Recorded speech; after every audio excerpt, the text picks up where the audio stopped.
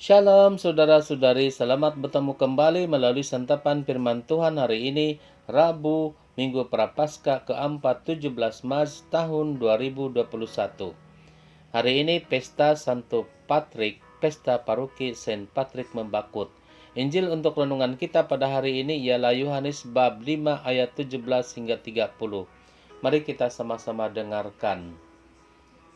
Sekali peristiwa, Yesus berkata kepada orang-orang Yahudi, "Bapakku bekerja sampai sekarang, maka aku pun bekerja juga." Karena perkataan itu, orang-orang Yahudi lebih berusaha lagi untuk membunuh Yesus. Bukan saja karena ia meniadakan hari Sabat, tetapi juga karena ia mengatakan bahwa Allah adalah Bapanya sendiri, dan dengan demikian menyamakan dirinya dengan Allah. Maka Yesus menjawab mereka, "Aku berkata kepadamu, sesungguhnya anak tidak dapat mengerjakan sesuatu dari dirinya sendiri, jikalau ia tidak melihat Bapa mengerjakannya. Sebab apa yang dikerjakan Bapa itu juga yang dikerjakan anak. Sebab Bapa mengasihi anak, dan ia menunjukkan kepadanya segala sesuatu yang dikerjakannya sendiri. Bahkan ia akan menunjukkan kepadanya pekerjaan yang lebih besar lagi daripada pekerjaan-pekerjaan itu. Sehingga kamu menjadi heran. Sebab sama seperti Bapa membangkitkan orang-orang mati dan menghidupkannya, demikian juga anak menghidupkan siapa saja yang dikehendakinya. Bapa tidak menghakimi siapapun, melainkan telah menyerahkan penghakiman itu seluruhnya kepada anak, supaya semua orang menghormati anak sama seperti mereka menghormati Bapa. Sesiapa tidak menghormati anak, ia juga tidak menghormati Bapa yang mengutus dia. Aku berkata kepadamu, sungguh, sesiapa mendengar perkataanku dan percaya kepada dia yang mengutus aku, ia mempunyai hidup kekal dan tidak turut dihukum, sebab ia sudah pindah dari dalam maut ke dalam hidup. Aku berkata kepadamu, sungguh, saatnya akan tiba dan sudah tiba, bahwa orang-orang mati akan mendengar suara Anak Allah, dan mereka yang mendengarnya akan hidup. Sebab sama seperti Bapa mempunyai hidup dalam dirinya sendiri, demikian juga diberikannya anak mempunyai hidup dalam dirinya sendiri. Dan Bapa telah memberikan kuasa kepada anak untuk menghakimi, karena ia adalah anak manusia.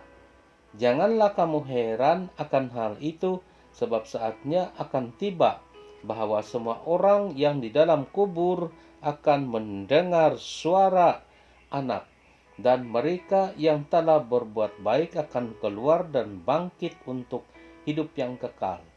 Tetapi mereka yang telah berbuat jahat akan bangkit untuk dihukum. Aku tidak dapat berbuat apa-apa dari diriku sendiri.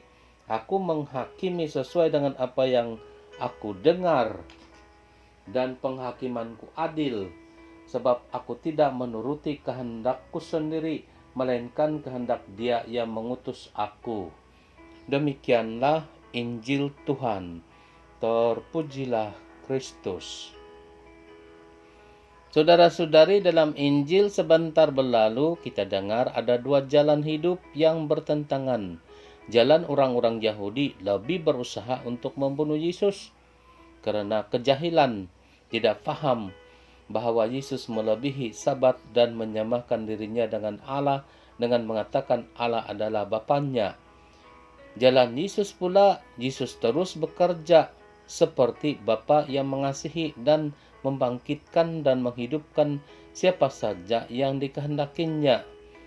Yesus diserahi tugas penghakiman dari Bapa supaya siapa yang mendengar perkataannya dan percaya kepada Bapa yang mengutusnya mempunyai hidup yang kekal. Tidak dihukum sebab sudah pindah dari dalam maut ke dalam hidup. Saudara-saudari, kejahilan mau membunuh, tetapi pelayanan kasih menyelamatkan dan memberi hidup. Saudara-saudari, dua jalan hidup yang bertentangan itu ada saja dalam kehidupan setiap orang, walaupun kecenderungan itu mungkin tidak ketara. Mau menghakimi dan menghukum, dengan denda sampai ke tahap pembunuhan adalah cara duniawi. Tujuan dalam pikirannya ialah mengajar dan mau menumpas kejahatan, tetapi masalahnya menumpaskan juga pesalannya. Kejahatan yaitu perbuatan jahat dan kehidupan pesala yang berharga sama-sama dibinasakan. Tujuannya mau menghidupkan dengan cara membunuh. Cara begitu memang keliru dan pasti kejahatan tidak dapat ditumpaskan. Cara Yesus adalah cara penyelamatan. Cara Yesus cara peralihan. Cara Yesus memindahkan kehidupan dari dalam maut ke dalam hidup. Yesus dapat melakukan pemindahan kehidupan itu sebab Yesus ada kuasa terhadap kehidupan. Yesus berikan kehidupan, tetapi dengan syarat juga, yaitu mendengar perkataan Yesus dan percaya kepada Bapa yang mengutus Yesus. Dalam perkataan yang lain, penumpasan kejahatan dan pengalihan dari dalam maut ke dalam hidup ialah waktunya telah genap, kerajaan Allah sudah dekat, bertobatlah dan percayalah kepada Injil.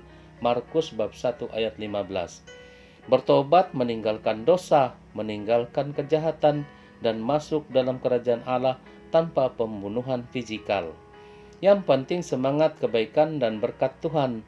Semoga semangat kita bangkit bersama Yesus dalam masa rahmat retreat agung, masa puasa dan pantang ini.